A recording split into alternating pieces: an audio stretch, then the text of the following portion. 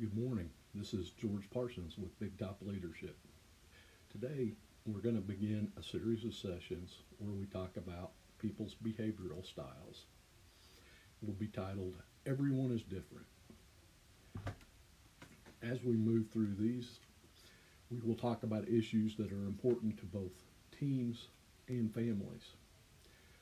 Have you ever been around a team that had issues that just wasn't working right?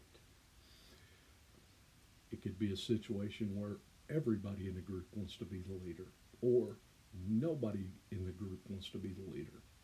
It also could be a situation where you walk in and everyone's talking at once and no one's listening, or nobody's interested in working on and hearing about the details. Families are just another subset of teams. You hear a lot where children will say, "My parents just don't understand me."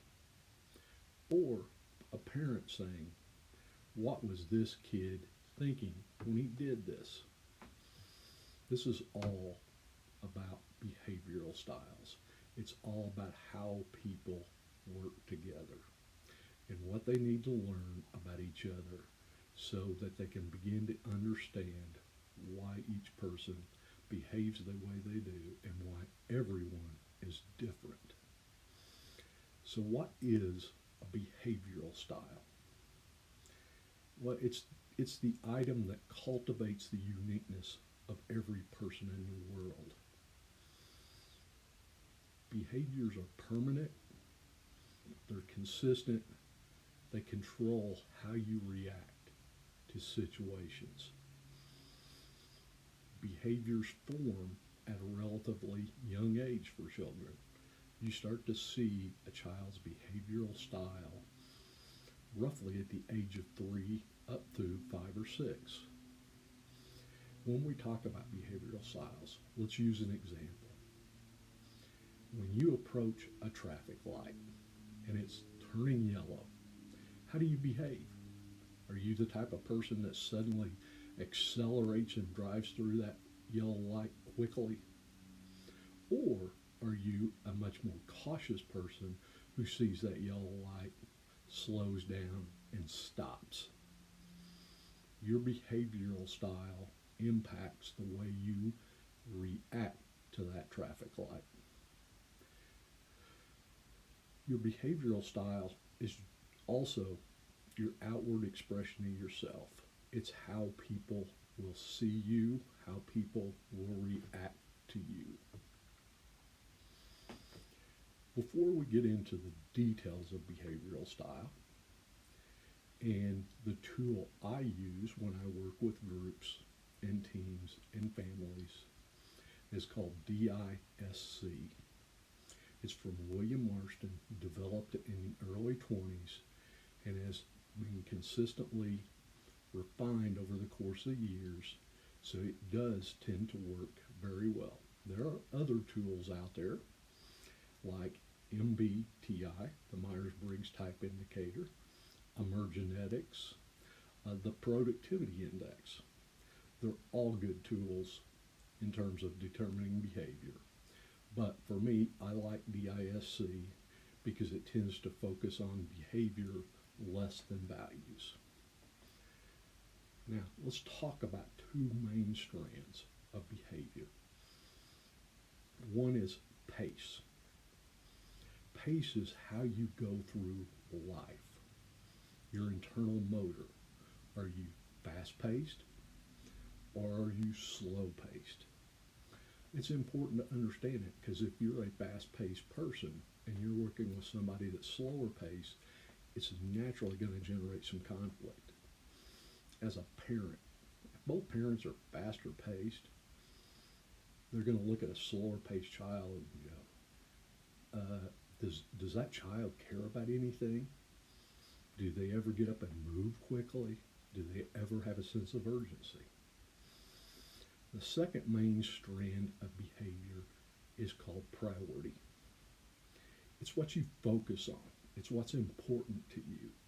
It's the motivation behind what you do each and every day. the motivation behind your movement. So first of all, let's think about pace. Think of it running along a vertical line, up and down, like the y-axis on a graph. Faster paced people are at the top of that, slower paced people at the bottom of that. Neither one's incorrect, they're just different. What you're going to see is people falling all along that range of vertical line between faster paced and slower paced. Now, let's think about priority. What priority is, again, is how you focus. Think of it like a vertical line. And on that line running from left to right, on the left side is task oriented. Your priorities are around completing tasks. On the right side of that graph is people oriented. You're much more interested in working with people than about getting tasks accomplished. I can give you a great example of that from my personal life. I'm a task-oriented person, whereas my spouse is a people-oriented person. So when we go out to do something as simple as cut the grass, it can create conflict because I'm about getting the task done. I'm about getting the grass cut. My wife, on the other hand, if a neighbor comes by, is much more people-oriented. She's going to be time flexible. She's not going to worry about when we get that task done. It's going to be more about interacting with the people. So now, if you take that horizontal line and that vertical line and you put them together, you've got a simple XY graph that you looked at in 8th grade math. At the very top of that y-axis, you got fast-paced. At the bottom side of that y-axis, you got slower paced. At the left side of that x-axis, you got task-oriented. And at the right side, you got people-oriented. Later, we'll talk about the quadrants and what they mean. But first, let's talk a little bit about what some of the traits of faster-paced people are. They're going to be seen as outgoing. They're going to be seen as somebody who initiates work, initiates tasks. They're going to be seen as a person who takes risk. They're not afraid of that. They're also going to be that person that makes quick decisions. One trait of faster paced people tends to be they're very competitive.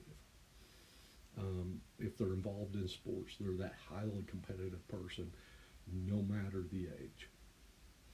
They also tend to be a little bit more assertive.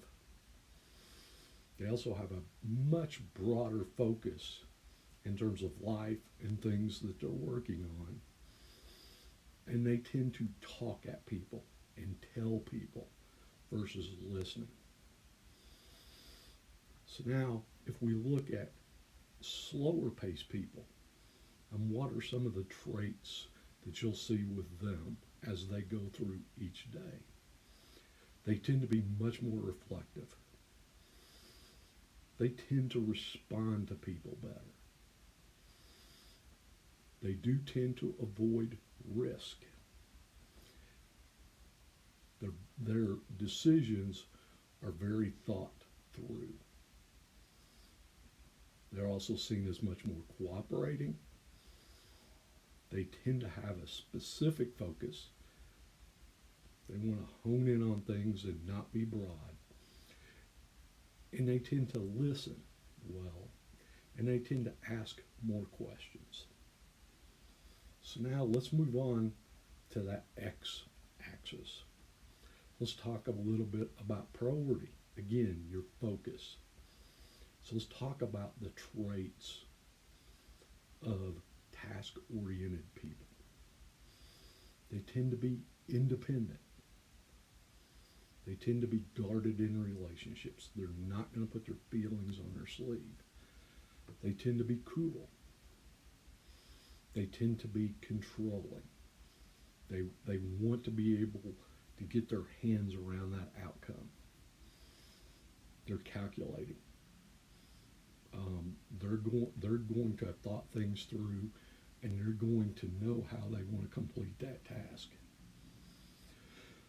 They're very time conscious. Every task that they work on has a start, a middle, and an end, and they know when that task should be completed. They're very fact oriented. They don't want to talk about feelings, they want to talk about facts. And lastly, this task oriented person can be very impatient because, again, it's all about completing the task. It's not about the people doing the task. So that impatience can rear up.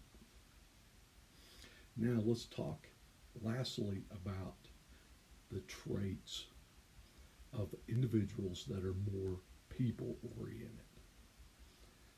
They're much more relational. The importance of that interaction between people can be seen. They tend to be more relaxed. That A-type personality is much more task-oriented versus this people-oriented trait of behavior. They tend to be more warm. They tend to be more supporting. They want to help people. They tend to be feeling. They're much better at displaying empathy. People-oriented individuals tend to be much more flexible with time. It's more about the people they're working with and the people they interact with versus how quickly they get something done. They're opinion oriented. They tend to look at and want to know how people view them, what other people think is important to them. And lastly, they're seen as easygoing. They tend to not get excited when a task doesn't go exactly the way it should versus that task-oriented person. So now, if you take those two lines, that x-axis that is for priority, that's running right to left, and put it on top of that vertical y-axis that is for pace, and you look at those together, you see four quadrants. You see a quadrant one that is a person who is task-oriented and faster paced. In the DISC lingo, that will be called a D, or driving. That's a primary behavior. In the next quadrant, you'll see people-oriented but faster paced. That is called an I, for influencing. They don't have that task orientation, but they are faster paced. So they tend to be great at influencing people and getting people to do what they want. If you move down from that, you've got a quadrant that is people-oriented but slower paced. That is called an S, and they tend to be supportive. They're slower paced, but they are people-oriented. They're worried about the process. When decisions are being made, they may be much more worried about how that decision is going to be made versus the actual decision.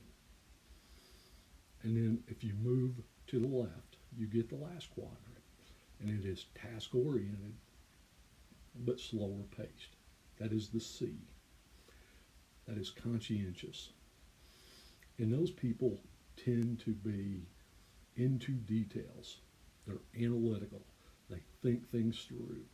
When you need somebody to analyze something, that's your person. Now, those are the four primary behavioral styles. In future videos, we'll go through each one of those primary behavioral styles individually. Each video will talk about one. After we get through that, we'll talk about primary behavioral styles with secondary behavioral styles, because very few people have just one primary behavioral style.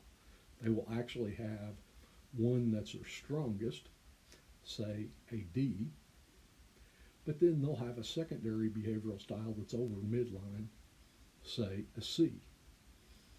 So those can create internal conflicts for people, but they also define how they can be seen as different depending on the situation. So we'll talk about each of those primary behavioral styles. Then we'll go through how some of those interact. Then we'll talk about situations where when you're leading people, parenting children, how your behavioral style is going to interact with theirs, and things that you may need to adjust as you move forward. Thank you for your time today.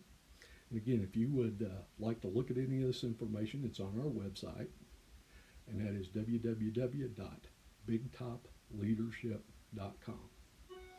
Have a great day and look forward to speaking with you in the future.